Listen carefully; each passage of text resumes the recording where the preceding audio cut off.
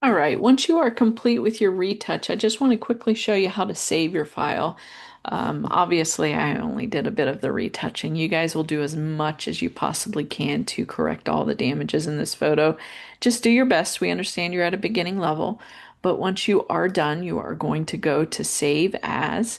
And technically, you are going to want to save as very early on in the game.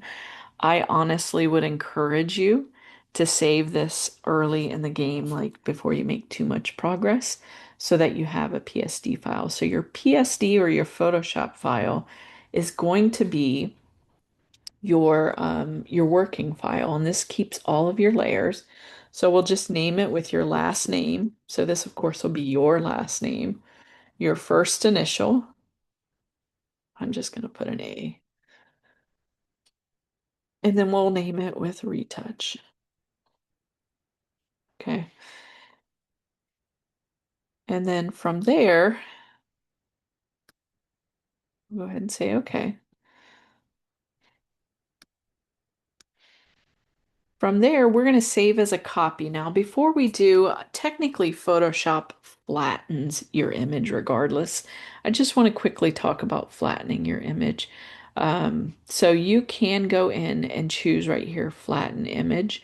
You could do this before, or if you are saving as a JPEG, JPEGs do not technically have layers. They just keep the one layer, and whenever you do save it, it does save it flattened. So if I go to Save As, you'll notice that there's no JPEG option. That is where I usually will save as a copy. This is a new thing in Photoshop in the last couple of years. I think they're trying to get people not to overwrite files on accident. So when you say save as copy and then you choose JPEG, it will essentially put copy in the name. So obviously we don't want that part.